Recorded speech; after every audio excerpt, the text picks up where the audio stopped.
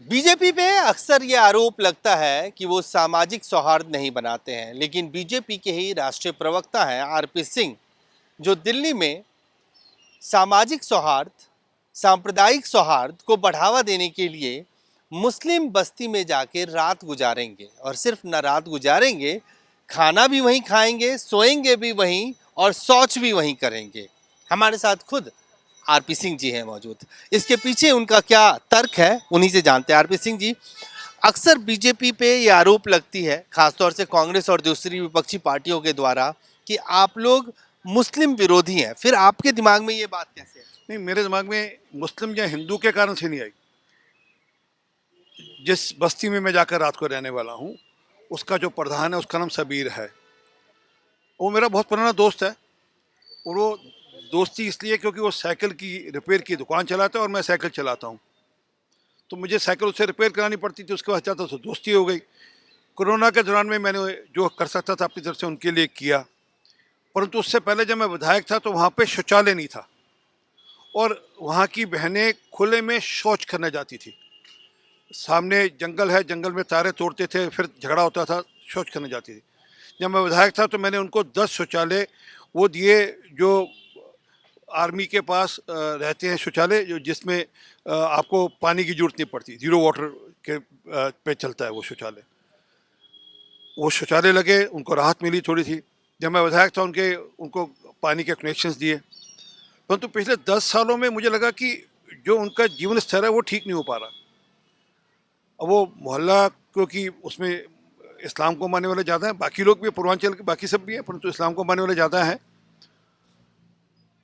सबीर मेरा दोस्त है, तो इसलिए मैंने उसका नाम दिया कि एक शाम दोस्तों के साथ जरा गपशप मारेंगे, समझेंगे उनके दुख दर्द समझेंगे, और उसके अनुसार फिर जो आगे हम कर सकते हैं, जो हमको करना चाहिए, उसके हिसाब से सोचेंगे। मैं एक उदाहरण देता हूँ। और जैसे कभी हमने सोचा नहीं, जो लोग झुग्गी बस्ती में रहते हैं, इनकी बहनें, इनकी बेटियां, इनकी माताएं कब और कहाँ स्नान करती होंगी।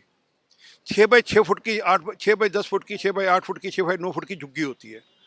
उसमें रसोई भी है, उसी में बेडरूम भी है, उसी में बच्चे के पढ़ने का स्थान भी है, उसी में पूजा के लिए स्थान भी है। उसमें स्नान घर कहाँ होगा? कभी किसी ने सोचा नहीं। जब मैं विधायक था मैंने एक कोशिश और करी थी। एक बगल में एक और एरिया संगम कॉलोनी, वहाँ पर मैंने स्नान घर दिए थे और महिलाओं के लिए स्नान घर बनाए थे, ताकि वहाँ की महिलाएं एक सुविधा के साथ स्नान कर सकें। परंतु दिल्ली सरकार को करना ही चाहिए। आज शौचालय की भी दिक्कत है। मैं चाहूँगा कभी केजरीवाल साहब या दिल्ली सरकार का और कोई अधिकारी, जहाँ विधायक या कोई भी, कभी उन शौचालय में जाकर शौच करे तो समझ लगेगा कि किस प्रकार की स्थिति है। इसलिए मैं खुद जाकर वहाँ पर रहूँगा, वहीं जैसे उनका जीवन वैसा उनके साथ भोजन करूँगा। थोड़ा गाना बजाना भी करेंगे, थोड़ा गपशप भी मारेंगे, और फिर उसके बाद वहीं रात वहीं बिताऊंगा। सुबह उनके साथ ही, जैसे अपनी दिनचर्या वो अपनी पूरी करते हैं, वैसे दिनचर्या उनके साथ चलाऊंगा, उनके साथ नाश्ता भी करूँगा। और इस बहाने से जो चीज़ें समझ में आएंगी उसके हिसाब से फिर मैं आगे की रणनीति बनाऊंगा क्या करना है। मैं एक उदाहरण और देता हूँ। बगल में ही बिहारी कॉलोनी है, वहाँ पर मैंने पहली बार एक कमरा बना के दिया, जिसमें कम्युनिटी सेंटर जिसे कहते हैं, छोटा सा कम्युनिटी सेंटर बना के दिया, जिसमें वहाँ के बच्चों का अगर जन्मदिन मनाना हो तो वो कहाँ जाएं। अगर वहाँ के बेटियों की कोई सगाई, कोई शादी ब्याह का कुछ रचना होनी हो तो वो कहाँ जाए।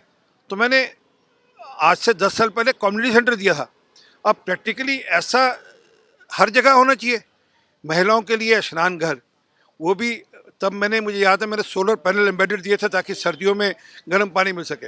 महिलाओं के लिए स्नान घर, बच्चों के लिए शादी ब्याह के लिए, घर के कोई कार्यक्रम के लिए एक कम्युनिटी सेंटर जो बड़े कॉलेज में रहता है। ये छोटी छोटी चिंताएं हैं जो करने वाली हैं। परंतु क्या कि ये होती नहीं चिंताएं, इसलिए नहीं होती कि कोई वहाँ जाकर रहेगा, उनके बीच में विसरेगा तो समझ लगेगी बात है। और भी समस्याएं होंगी। मैं तो ये जो मेरे मन में थी वो मैंने बताई आपको। तो इस सबको समझने के लिए इसलिए मैं उनके बीच में जाकर रहने वाला हूँ। मोदी जी और कहते हैं सबका साथ सबका विकास। विपक्ष कहती है कि बीजेपी सिर्फ जो है हिंदुओं की बात करती है, लेकिन उस सब के बीच आप एक आदर्श मॉडल पेश करना चाहते हैं। आप उसको आपके लिए बड़ी बात होगी, हमारे लिए रूटीन है वो। मतलब मैं लगातार वहाँ के लोगों के बीच में जाता हूँ, बातचीत करता हूँ, उनके साथ बैठता हूँ। कोरोना के दौरान में, आपकी जानकारी के लिए, कोरोना के दौरान में मैंने 21 कॉन्सेंट्रेटर सिर्फ झुग्गी बस्तियों में बांटे। Rajiv Gandhi camp, Sonia Gandhi camp, gas गोदाम, A85, संगम कॉलोनी, मतलब इन्हीं एरियाज में जो क्लस्टर्स हैं, कठपुतली कॉलोनी, उनको कॉन्सेंट्रेटर दिए थे। इसलिए दिए थे ताकि उनका भी जीवन उतना ही जरूरी है, उतना ही प्यारा है जितना हमारा जीवन है। तो ये सबका साथ सबका विकास, मोदी जी का जो बताया हुआ रास्ता है, उसी पे चलते हुए हम लोग कोशिश करते हैं कि हम जो बेस्ट कर सकते हैं करें। और आज भी कोशिश रहती है कि उनकी कोई हॉस्पिटलाइजेशन की दिक्कत हो, उनकी कोई और दिक्कत हो, जहाँ उनके यहाँ शादी ब्याह हो, उसमें हम प्रॉपर भागीदारी करते हैं। और ये जो मोदी जी ने राह दिखाया, उसी राह पे चलते हुए, जैसे शौचालय की बात मैंने करी, ये मोदी जी का दिखाया राह है। तब मैंने 90 शौचालय लगवाए थे और कोई 8 स्नान घर बनवाए थे महिलाओं के लिए। अब ये कोशिश है कि यही प्रोसेस दोबारा से दिल्ली के अंदर लागू हो पाए। और ये राजनीतिक कारण से नहीं, ये सिर्फ अपनी मेरी जो सामाजिक कमिटमेंट है, जो मेरी सोसाइटी के प्रति कमिटमेंट है, उसके कारण से मैं कर रहा हूँ। धन्यवाद। आरपी सिंह जी, एक बड़ा ही नेक काम जो वो करने जा रहे हैं आज शाम को, रात को। वो एक ऐसी बस्ती में जहां अल्पसंख्यक लोग ज़्यादा हैं, उस बस्ती में जाएंगे, रात वहीं गुजारेंगे, खाना पीना भी होगा, संवाद भी होगा, और साथ ही सुबह के नित्य क्रम भी वो उन्हीं लोगों के साथ करेंगे ताकि उनकी तकलीफ़ों को वो समझ सकें।